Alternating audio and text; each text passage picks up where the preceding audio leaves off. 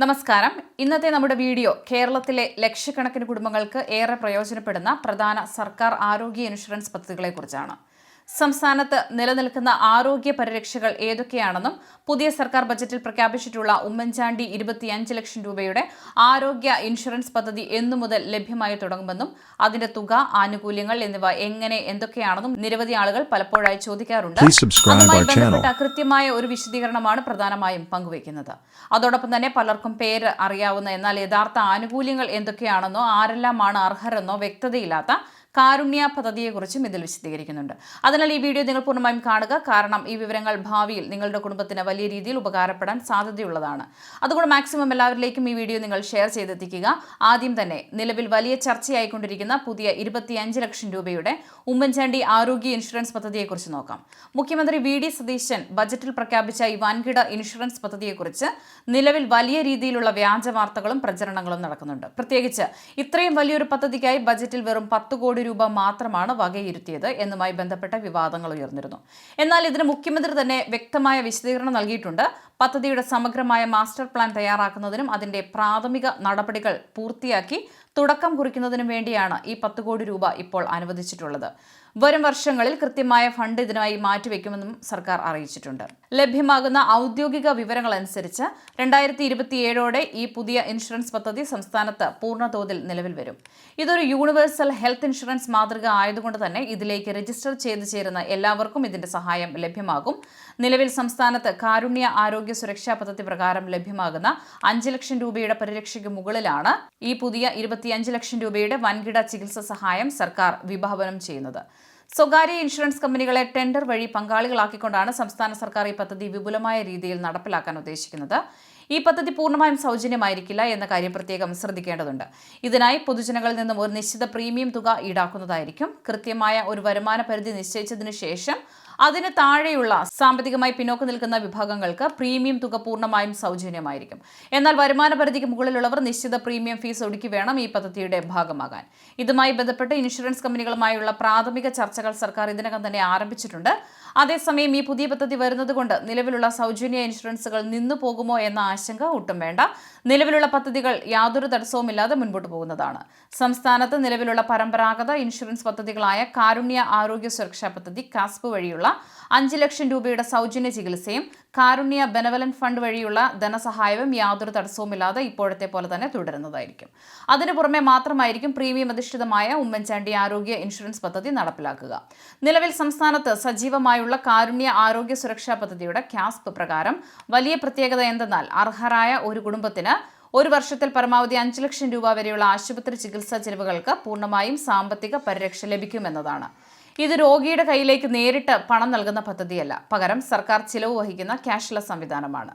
പദ്ധതിയിൽ ഉൾപ്പെട്ടിരിക്കുന്ന അംഗീകൃത ആശുപത്രികളിൽ നിന്നും ചികിത്സ സ്വീകരിക്കുമ്പോൾ നിങ്ങളുടെ അർഹത പരിശോധിച്ച് ഉറപ്പുവരുത്തിയ ശേഷം പദ്ധതിയുടെ നിബന്ധനകൾക്ക് വിധേയമായി ചികിത്സാ ചെലവുകൾ നേരിട്ട് സർക്കാർ വഹിക്കുന്ന രീതിയാണ് കാസ്പ് പ്രവർത്തിക്കുന്നത്.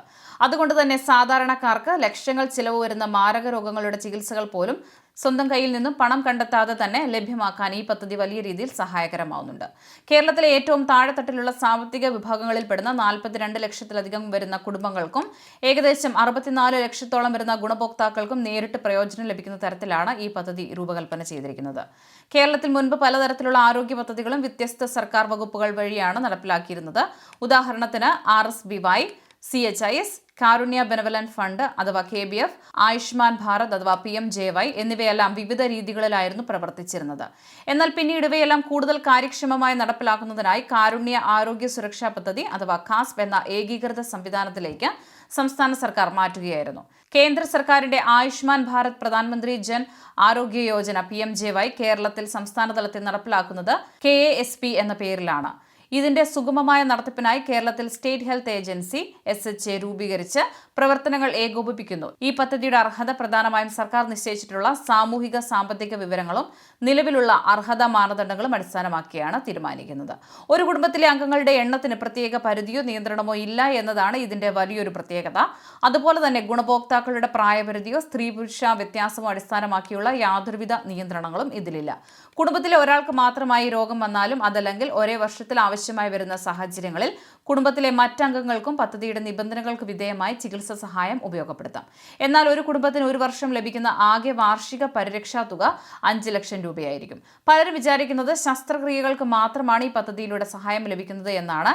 എന്നാൽ പദ്ധതിയിൽ ഉൾപ്പെട്ടിരിക്കുന്ന ചികിത്സാ പാക്കേജുകൾ അനുസരിച്ച് മരുന്നുകൾ, വിവിധ പരിശോധനകൾ, ഡോക്ടർമാരുടെ ഫീസ്, മുറി വാടക, ഓപ്പറേഷൻ തിയേറ്റർ ചാർജുകൾ, ICU ചിലവുകൾ, ചികിത്സയ്ക്ക് ആവശ്യമായി വരുന്ന ഇംപ്ലാന്റുകൾ, രോഗിക്കുള്ള ഭക്ഷണം തുടങ്ങി നിരവധി ആശുപത്രി ചെലവുകൾ ഇതിൽ ഉൾപ്പെടുന്നുണ്ട്. കൂടാതെ രോഗിയെ ആശുപത്രിയിൽ പ്രവേശിപ്പിക്കുന്നതിന് മുൻപുള്ള 3 ദിവസത്തെ പരിശോധനാ ചിലവുകളും ഡിസ്ചാർജ് ചെയ്തതിനു ശേഷമുള്ള 15 ദിവസത്തെ ഫോളോ അപ്പ് ചികിത്സകളും മരുന്നുകളും വരെ നിബന്ധനകൾക്ക് വിധേയമായി ഈ പാക്കേജിന്റെ ഭാഗമായി രോഗിക്ക് സൗജന്യമായി ലഭിക്കാറുണ്ട്.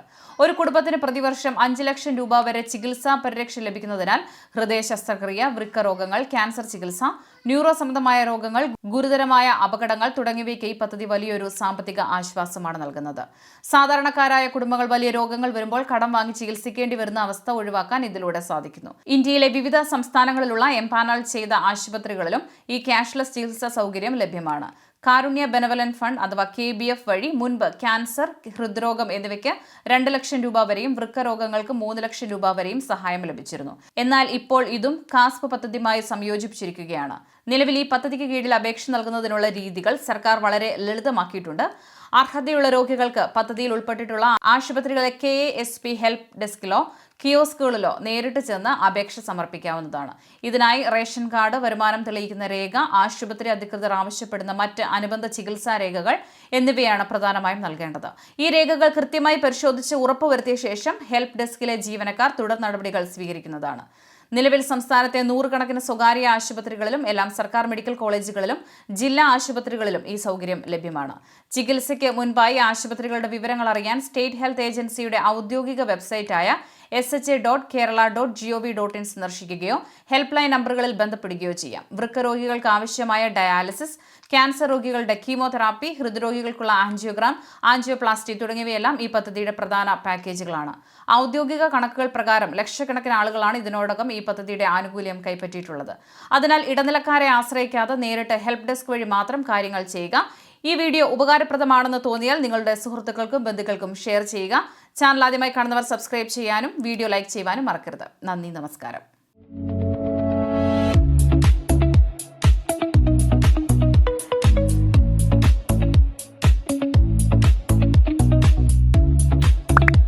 Please subscribe our channel.